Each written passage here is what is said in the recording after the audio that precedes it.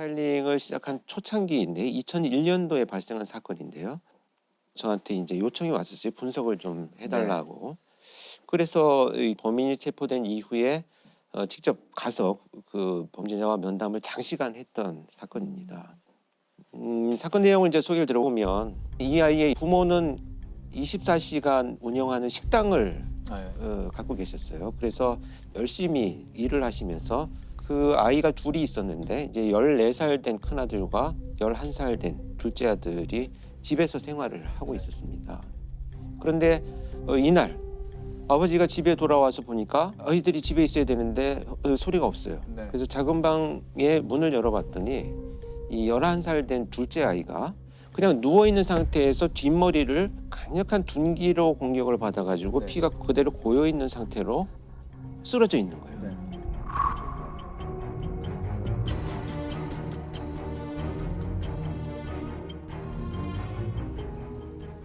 그래서 이 아버지는 이제 놀라서 이 아이를 들쳐업고 그냥 병원으로 갑니다. 하는데 이미 사망을 한 거죠. 근데 사망한 시간이 꽤 된 거예요. 근데 여기서 문제가 된 건 뭐냐면 이 있어야 될 형이 없어진 거예요. 그러니까 이제 처음에 그 현장에 투입된 수사팀에서는 누군가 침입을 해가지고 둘째 아이를 살해하고 큰 아이를 유괴해 갔을 것이지 않겠느냐. 이렇게 이제 수사를 접근을 합니다.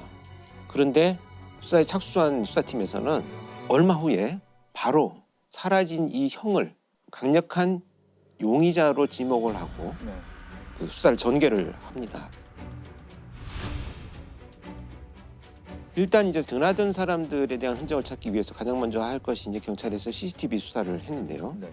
사망 추정 시간이 지나서 얼마 후에 이 큰아들이 가방을 메고 유유히 혼자 걸어 나가는 것이 CCTV에 찍힙니다.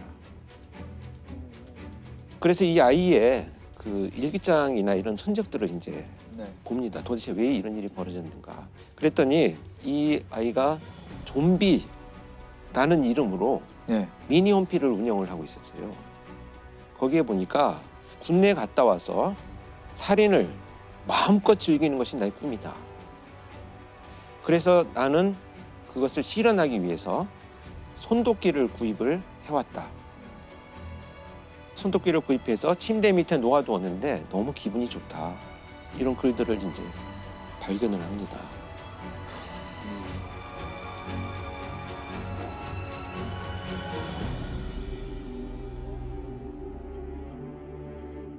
더군다나 이제 거기에서는 더 그 충격적인 것은 이제 가족하고 내가 더 이상 정이 들면 안 되겠다.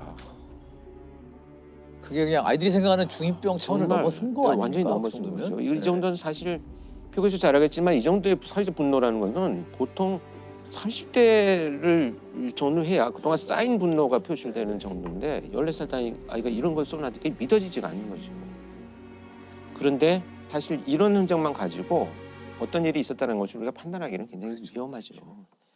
그래서 조사를 해보다 보니까 결국 이제 학교 친구들한테도 이런 살인에 대한 이야기들을 그동안에도 쭉 해왔는데 친구들은 뭐 좀 이상한 아이야. 뭐 그냥 뭐 별종이야. 뭐 이 정도로 그냥. 그렇죠. 또 한 가지 충격적인 것은 장래희망에 살인업자라고 써놨었어요. 네. 그래서 이 선생님은 이것을 간과하지는 않았어요.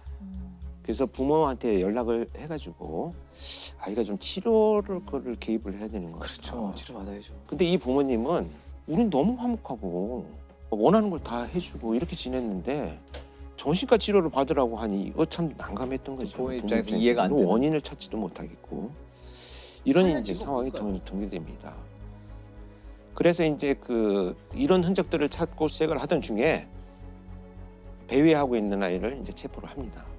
그때 가방 속에 동생을 살해한 손도끼를 그대로 넣고 있었어요.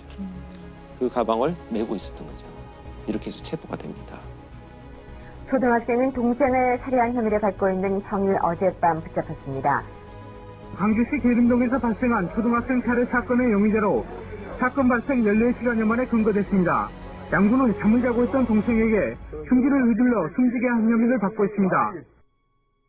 아니, 왜 살해했을까요, 동생을? 그 왜 하필 타겟이 동생이 돼야 했을까요? 면담을 할 당시에 들은 이야기들을 좀 이제 전달을 해드리자면 이렇게 이제 살인을 너무 하고 싶다는 생각이 어느 날부터 이제 발전이 되어가기 시작을 하면서 이 아이가 당시 이제 체격이 굉장히 작았어요. 키도 작고 몸집도 작으니까 매일 팔 운동을 했다는 거예요. 왜냐하면 내가 공격을 하다가 실패를 하면 너무 왜소하기 때문에 다시 공격을 받으면 실패하니까 열심히 운동을 하고 이 손도끼를 가지고 막 달려가면서 나뭇가지를 막 이렇게 쳐서 연습을 하는 거죠. 근데 이 기간이 1년 정도 되니까 이제 자신이 생긴 거예요. 아, 1년 동안 그걸 연습을 한 거예요. 연습해서 자신이 생겨가지고 이제는 실행을 해야 되겠다. 그런데 될지 안 될지 궁금한 거예요. 그 희생자가 바로 이 동생이 됐던 겁니다. 그래서 엎드려서 잠을 자고 있는 동생을 말씀드리기도 어렵지만 손도끼로 뒷머리를 내리쳐서 이제 살해를 하고 동생이 움직이지 않으니까 그의 표현에 의하면 아 이제 내가 할 수 있겠다라는 생각 때문에 너무 기분이 좋아서 동생한테 잘 가라 라고 인사를 하죠. 왜 동생을 죽였어요? 제가요 감정으로 사람을 죽인다면요 친구들 좀 싫은 친구들 죽였을 텐데 걔가 사람이니까 인간이란 것이 얼마나 나약했을까 해갖고 한번 해봤어요.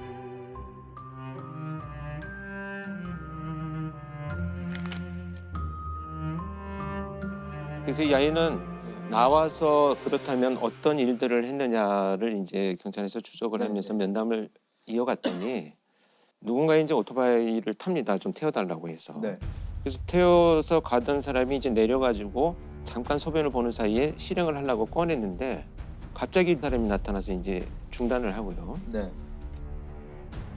또 내려서 이제 그 대상자를 찾기 위해서 돌아다니다가 밤늦게 이제 답변하게 소변을 보고 있는 수리치에 서 있는 사람을 보고 실행을 하기 위해서 들었는데 마침 유리 거울 같은 게 있어가지고 자기 모습이 비쳐서 보이니까 놀라서 또 중단을 하죠.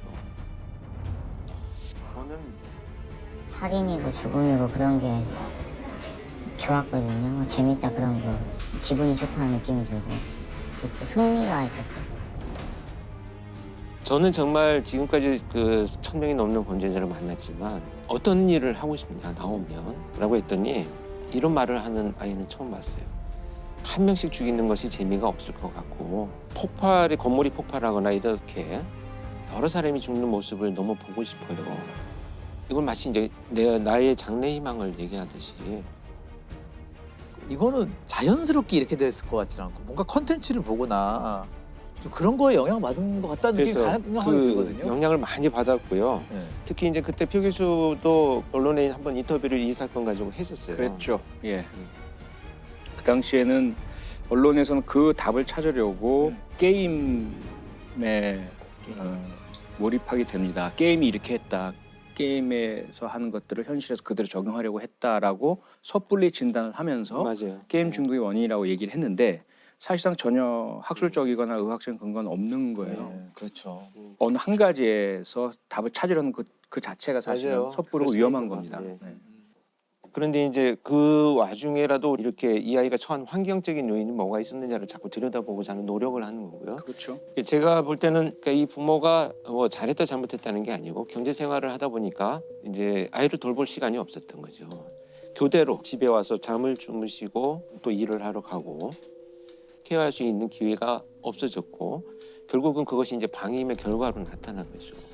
그래서 저는 안타까웠던 것 중에 하나는 아버지나 어머니가 들어올 시간이 있대요. 저녁에 뭐 한 10시, 11시쯤 되면 두 분이 교대를 하면서 들어오시는데 막 온몸에 막 휴지를 감고 미이라처럼 앉아있기도 하고 그러면 이 아버지나 어머니가 와가지고 아이고 우리 아이가 의사가 되려고 그러나 이렇게 그냥 말 한마디를 하면 또 주무시고 일을 하러 나가야 되는 거예요. 그러니까 무관심이네요. 근데 결국은 이제 무관심이라는 결과로 나타난 거죠. 근데 사실은 이 아이의 이런 행동들 여러 에피소드가 있지만 대표적인 이런 행동들은 아이가 부모 옆에 가고 싶은 생존이에요. 그러니까 나를 좀 봐줘요. 그 엄마 아빠 눈에 띄고자 하는 건데. 네, 생존의 그렇죠. 어떤 시그널이 관심을 있지 받고자 하는 않을까 거죠. 하는 생각이 근데 부모도 결국에 열심히 일해서 음. 돈 많이 벌어서 자식을 잘 키우고 그럼요. 싶은 마음으로 네. 그랬을 텐데요. 그러니까 이제 네. 이렇게 이제 고의적인 방임은 아니잖아요, 사실은. 그래서 저는 국가가 좀 더 그런 고립된 환경에 있는 아이들을 어떻게 할 것인가에 대한 고민들은 할 필요가 있다고 봅니다. 그렇죠. 한 아이를 키울 때 뭐 모든 마을이 필요하다, 온 마을이 필요하다는 말은 맨날 하지만 실제는 그렇게 하지 않고 있잖아요.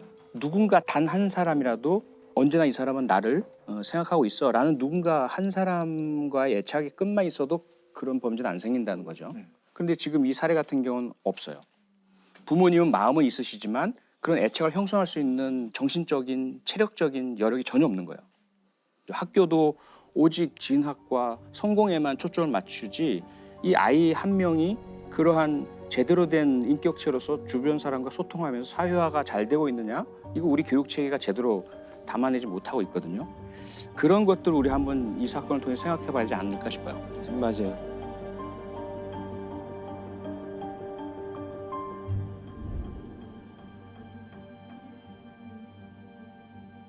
그러면은 형량은 어떻게 받았나요? 청량은 일단 소녀법이 적용이 돼가지고 이 사건은 재판은 비공개로 진행이 됐고요. 네, 4년 단기보호 처분을 받았습니다. 4년. 사실 수위가 높은 범죄였는데 처벌 논란이 꽤 있었을 것 같아요. 4년이잖아요. 보호처분. 성사미성년자니까 촉법소년. 표철 교수님은 촉법소년에 대해서 어떻게 생각하세요? 촉법소년 문제 간단치가 않죠. 근데 강한 처벌만이 해결책은 아닌 것은 분명하지만 가학적이고 강력한 범죄에 대해서는 오히려 처벌이 피해자에게도 그것이 어떤 회복 효과를 주진 않겠지만 그나마 회복의 출발점은 될 수 있거든요. 나에게 이런 행동을 한 가해자가 정의 심판을 받았고 처벌받았어 라는 것은 심리적 치료를 할 수 있는 첫 출발점은 돼요. 그런 출발점은 되기 때문에 강력범죄를 저지른 경우라면 온당한 처벌을 무겁게 받아야 한다. 그렇지 않고 또 주변의 잘못, 성인들의 잘못으로 인해서 행해진 그러한 청소년 범죄라면 그들에게는 환경 개선이 더 중요하다. 그것이 저는 핵심이라고 생각합니다. 근데 지금 소년범 같은 경우는 좀 다른 방식으로 우리가 좀 봐야 될 필요가 있어요. 소년법상 19세 미만을 소년이라고 하고 그 사이에도 여러 가지 나이로 분류가 되는데 10세가 되지 않은 아이들 같은 경우는 아무리 범죄를 저질러도 형사처벌되지 않고요. 그리고 10세 이상 만 14세 미만 이 사이에 있는 소년 범죄자들을 우리가 촉법소년이라고 많이 불러요. 근데 촉법소년의 연령을 더 낮추는 얘기도 있고 여러 가지가 있지만 아무것도 아직 실행된 건 없어요.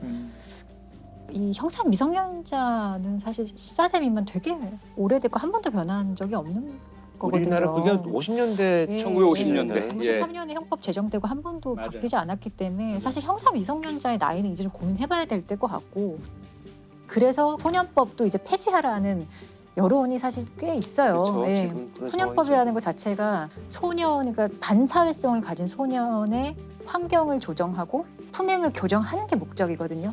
결국에는 이 사회로 다시 돌아와서 건전하게 성장할 수 있도록 소년들을 돕는 거거든요.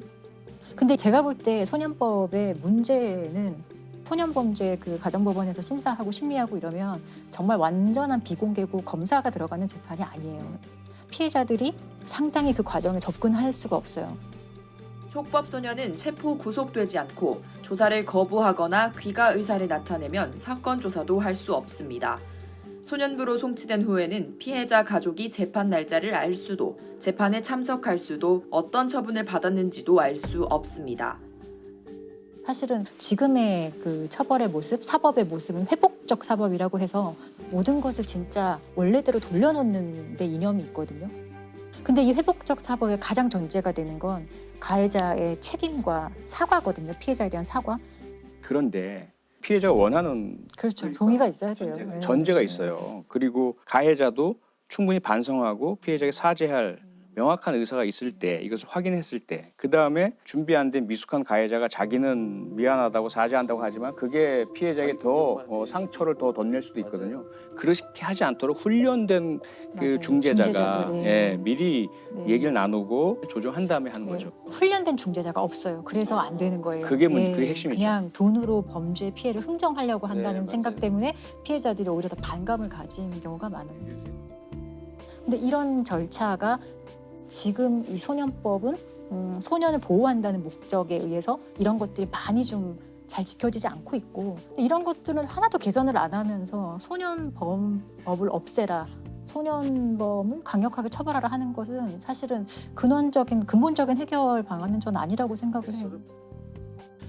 결국 이런 아이들의 범죄는 성인 범죄로 이어질 가능성이 굉장히 높습니다. 결국 재범이 높다라는 이런 의미가 되겠고요. 그렇기 때문에 강력한 처벌 당연히 논의가 되어야 되겠고 당사자한테 교정의 기회를 줄 수 있는 것들도 좀 연구가 돼야 되고 반드시 병행할 것이 이제 심리 치료도 좀 국가에서 적극적인 개입을 하는 것이 교정뿐만 아니라 본질적인 예방을 하는데 도움이 되지 않겠나 하는 고민을 해봅니다.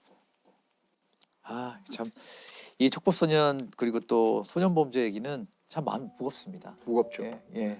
그래서 제가 좀 마지막으로 드리고 싶은 말씀은 제가 이 사건을 굳이 오래됐지만 꺼낸 이유 중에 하나가 이런 케이스들을 통해서 우리가 무엇을 좀 놓쳤는가를 한두 가지라도 좀 찾아보자라는 간절한 심정이 있었어요. 왜냐하면 이때 내가 면담을 하면서 어른으로서 어떻게 무엇부터 접근해야 될지 너무 막막함을 느꼈기 때문에 벌써 20년이라는 세월이 지났는데 유사한 범죄들이 더 잔혹해졌다면 참 무엇을 했는가라는 좀 어떤 그 죄책감도 들고